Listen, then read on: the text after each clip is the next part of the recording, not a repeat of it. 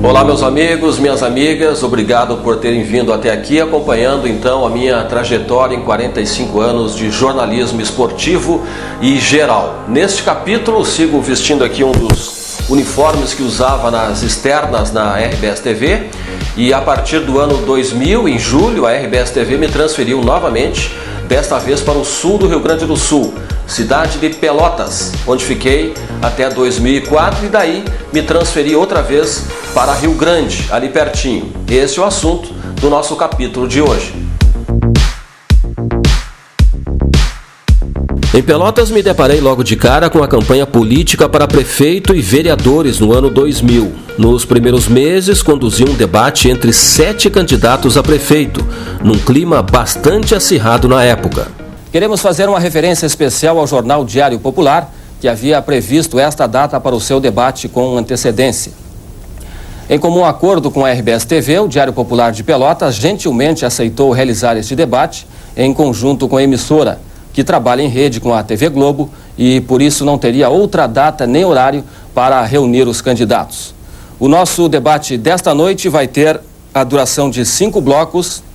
Estamos começando agora e nossa previsão é terminá-lo por volta de 15 para meia-noite. Nós vamos à apresentação dos candidatos e, de acordo com um sorteio realizado com suas assessorias, a ordem de manifestação neste bloco tem o candidato Nelson Harter Filho, do PMDB, como o primeiro candidato a se manifestar.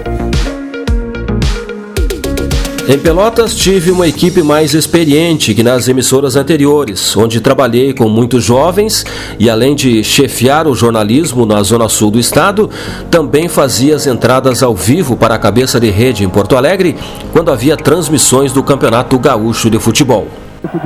Vamos lá, vamos às informações das duas equipes, começando com o time da casa, você, JR. José Paulo Brito, Pelotas foi o vice-campeão do primeiro turno, atrás apenas do Grêmio, é o 5º colocado no segundo com 2 pontos em 2 jogos. O time tem hoje o desfalque do meia Jorge, que está suspenso pelo 3º cartão amarelo, mas está empurrado por uma torcida de pelo menos 15 mil pessoas aqui na Boca do Lobo, Brito. Ok, vamos lá, vamos à escalação da equipe do Pelotas, que já está no gramado. Tá aí a torcida do Pelotas na arquibancada, muito fanática a torcida do Pelotas. Na telinha para você conferir a escalação da equipe da casa, treinada pelo bom técnico Suca. Pro Fábio Petrolino, ainda Fábio, tudo Pedrinho, pode bater, bateu, sobrou pro Roberto, foi gol!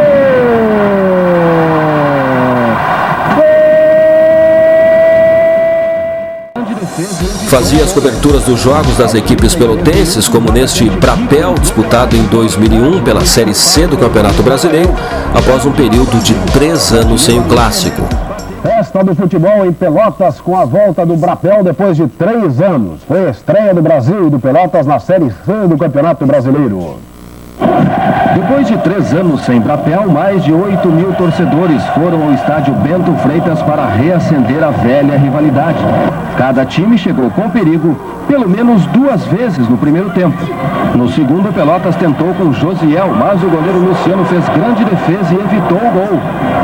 Aos 33 minutos, o atacante Kiko entrou pela área em velocidade e foi derrubado pelo goleiro Rafael. Pênalti para o Brasil. O artilheiro Alê Menezes bateu e garantiu a alegria da torcida chavante no Bento Freitas. O Pelotas pressionou no final e os torcedores chegaram a brigar entre si. Mas o Brasil garantiu a vitória no clássico 2 dias depois de completar 90 anos.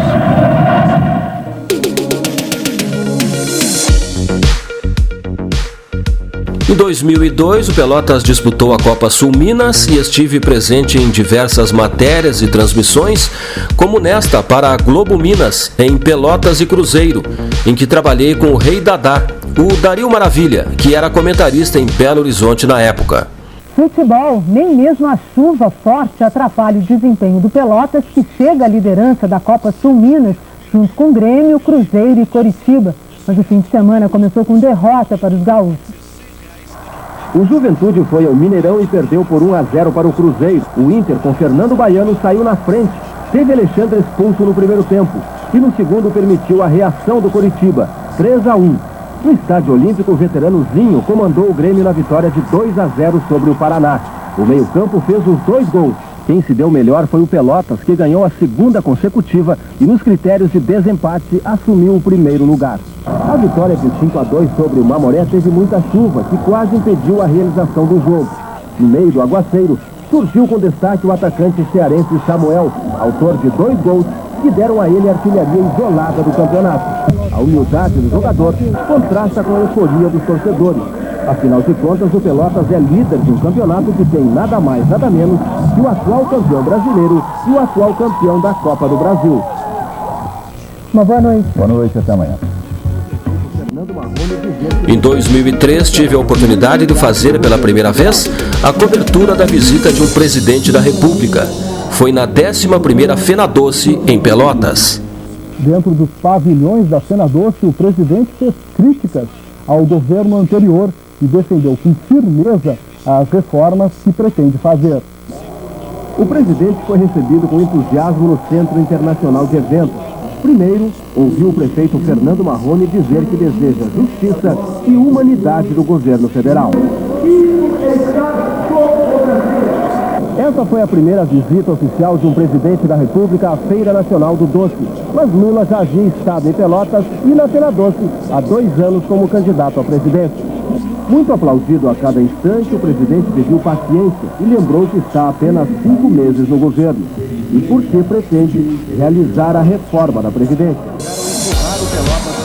Também em 2003, a cobertura de um jogo do Pelotas contra o Guarani de Campinas pela Copa do Brasil, um dia antes do nascimento de meu filho, Lorenzo.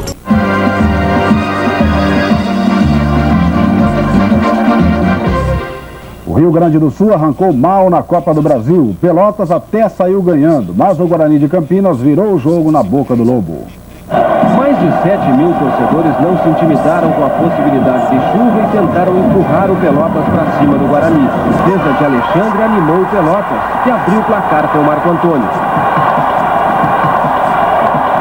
No segundo tempo, a chuva chegou com tudo e parece ter inspirado o Guarani.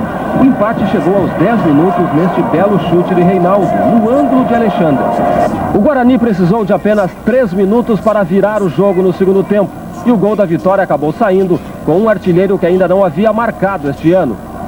A jogada começou com Gilson na esquerda e Rodrigão complementou em grande estilo para garantir a vitória por 2-1 e a vantagem do empate no jogo de volta. E agora, quando a gente tem oportunidade de gol, a gente consegue de 2 colocar uma para dentro. E fui feliz. Em fevereiro de 2004, mais uma transferência, a última na empresa, desta vez de Pelotas para Rio Grande. Na Noiva do Mar fiquei apenas 10 meses. Em Rio Grande encontrei uma equipe experiente, mas com menos profissionais. Coincidentemente, era outro ano de eleições municipais em período de mudança de cidade. Era a 4ª vez que isso acontecia e pela 4ª vez conduzi debates entre os candidatos. Em dezembro de 2004, a RBS TV decidiu encerrar a minha passagem pela empresa. Retornei a Pelotas no início de 2005 para trabalhar em rádio, com revista também, e só retornei à televisão em 2008 através da TV Pampa de Pelotas. E este é o assunto do nosso próximo capítulo. Até lá!